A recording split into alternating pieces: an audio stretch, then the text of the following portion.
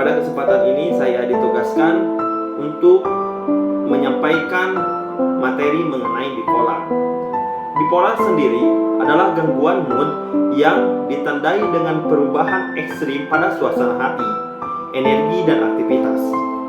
Orang dengan bipolar mengalami dua fase, yaitu fase mania atau hipomania pada kasus yang lebih ringan, dan kasus yang kedua adalah kasus depresi, yang mana pada fase mania seseorang bisa merasa sangat euforia, penuh energi, dan berpikir dengan tepat dan cepat.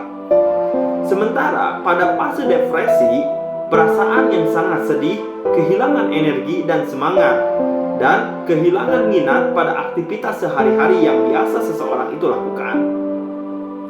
Penyakit ini bukan hanya perubahan mood biasa, tetapi lebih merupakan kondisi neurologis yang mempengaruhi corak otak atau neurotransmitter zat kimia yang terkandung di dalam otak yang mengatur suasana hati. Biasanya terjadi atau gangguan tidur seperti insomnia dapat memperburuk gejala gangguan bipolar atau memicu episode manik atau depresi. Bisa berlangsung selama 6. hari demi hari. Penyalahgunaan zat. Faktor yang keenam yaitu penggunaan alkohol atau narkoba dapat mempengaruhi keseimbangan kimia otak dan meningkatkan risiko gangguan bipolar.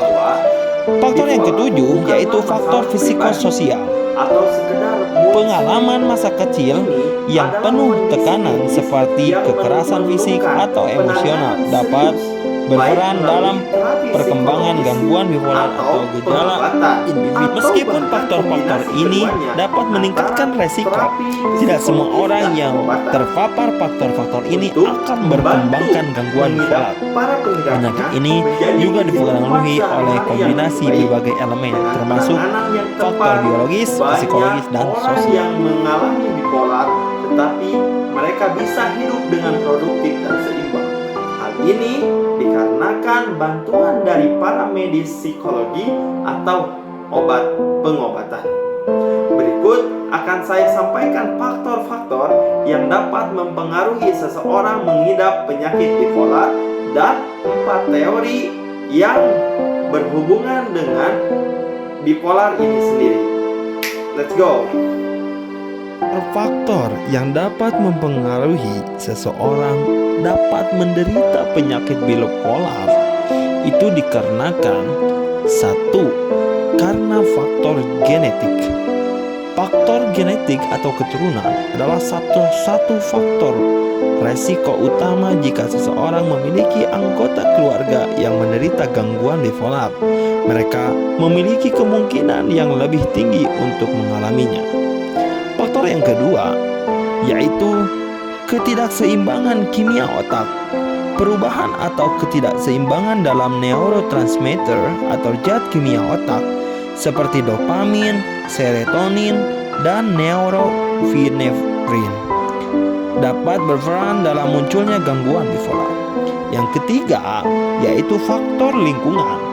Faktor lingkungan seperti stres yang berat, trauma, atau peristiwa kehidupan yang mengubah kehidupan seperti kehilangan orang yang disayangi, perceraian, atau masalah finansial yang dapat memicu atau memperburuk gangguan bipolar. Faktor-faktor yang keempat yaitu faktor hormonal. Perubahan hormon seperti yang terjadi pada kehamilan, pasca persalinan, atau masa pubertas dapat meningkatkan resiko gangguan bipolar terutama pada wanita.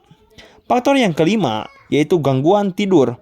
Pola tidur yang buruk atau gangguan tidur seperti insomnia dapat memperburuk gejala gangguan bipolar atau memicu episode manik atau depresi. 6. Penyalahgunaan zat.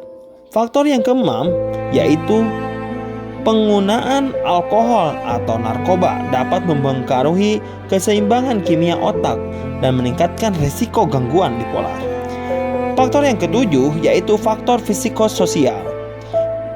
Pengalaman masa kecil yang penuh tekanan seperti kekerasan fisik atau emosional dapat berperan dalam perkembangan gangguan bipolar atau gejala individu. Meskipun faktor-faktor ini dapat meningkatkan resiko, tidak semua orang yang terpapar faktor-faktor ini akan berkembangkan gangguan bipolar. Penyakit ini juga dipengaruhi oleh kombinasi berbagai elemen, termasuk faktor biologis, psikologis, dan sosial.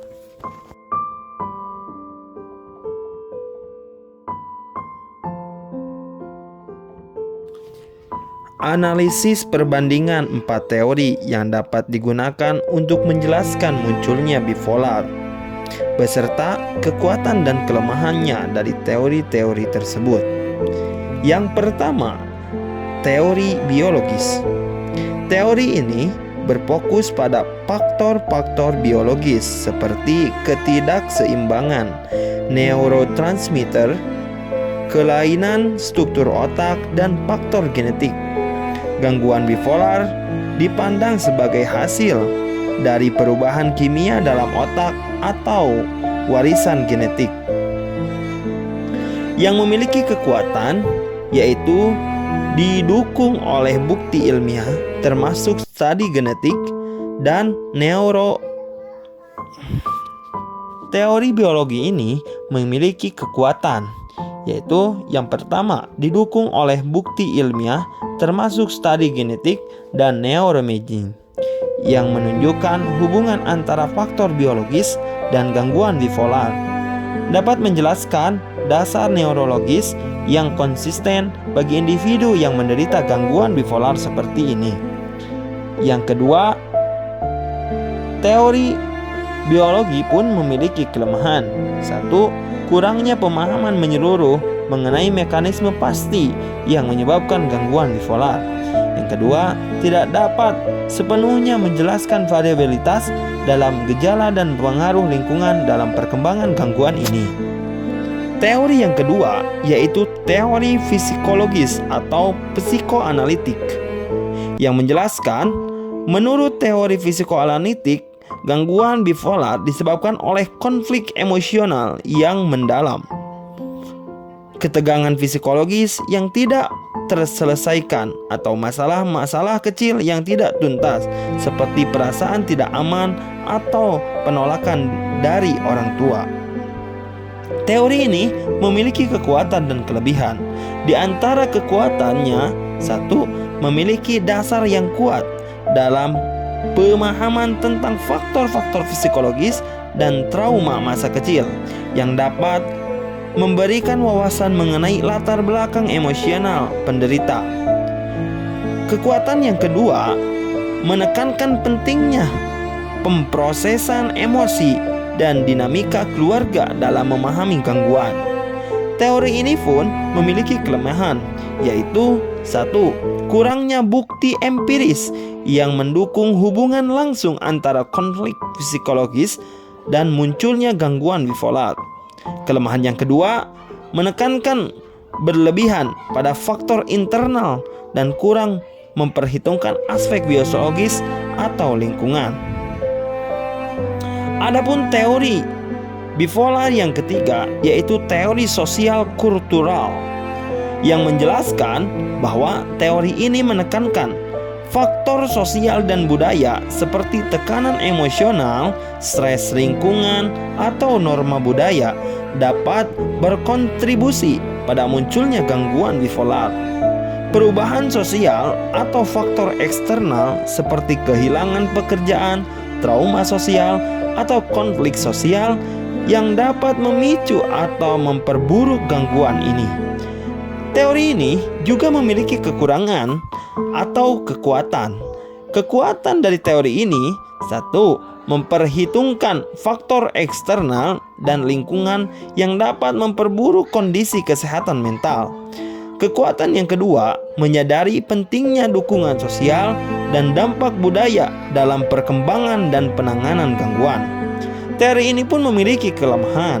Di antara kelemahannya, satu, lebih fokus pada faktor lingkungan tanpa memberikan penjelasan yang memadai tentang akar biologis atau psikologis gangguan. Kelemahan yang kedua, tidak dapat menjelaskan mengapa gangguan bipolar muncul pada individu yang tidak menghadapi stres sosial yang jelas. Teori yang keempat yaitu teori kognitif atau teori perilaku. Teori ini menyatakan bahwa gangguan bipolar dapat disebabkan oleh pola pikir negatif dan pola perilaku maladaptif yang diperkuat oleh pengalaman masa lalu. Individu dengan gangguan bipolar mungkin memiliki persepsi yang tidak realistis terhadap dirinya sendiri atau dunia, yang mempengaruhi suasana hati dan perilakunya.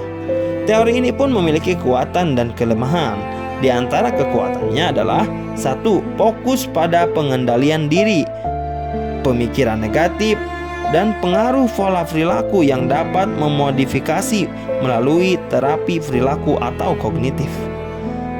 Kekuatan yang kedua, memberikan pendekatan yang praktis dan terarah dalam pengobatan gangguan bipolar tersebut seperti kognitif perilaku atau CBT. Teori ini pun memiliki kelemahan, diantaranya 1.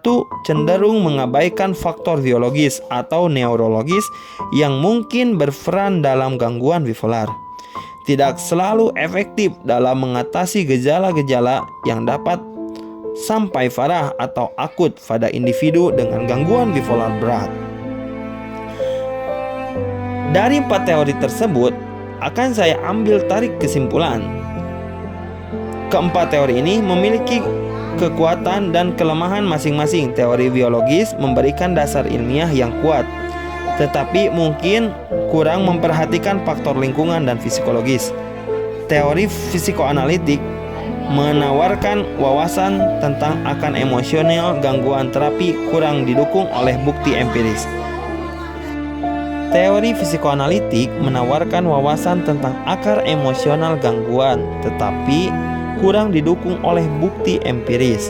Teori sosial kultural memberikan perspektif penting mengenai pengaruh lingkungan, tetapi tidak menjelaskan faktor biologis dan psikologis secara mendalam.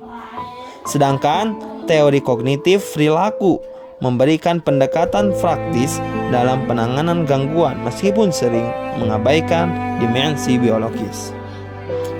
Pendekatan yang lebih komprehensif untuk memahami gangguan bipolar akan menggabungkan berbagai teori ini dengan memperhatikan interaksi antara faktor biologis, psikologis, sosial, dan kognitif.